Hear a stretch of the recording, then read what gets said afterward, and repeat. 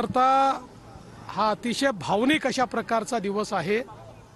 कारण ज्या क्षणाकरता संघर्ष केला, ज्या क्षणाकरता 20व्या वर्षी जेलमध्ये गेलो, 6 डिसेंबर 1992ला ढाचा खाली आला आणि मंदिर तिथेच तयार झालं।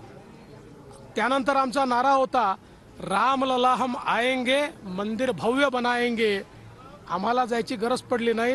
प्रधानमंत्री मोदीजींनी भव्य मंदिर त्या ठिकाणी बनवलं आणि आज त्या ठिकाणी प्राणप्रतिष्ठा होते आहे।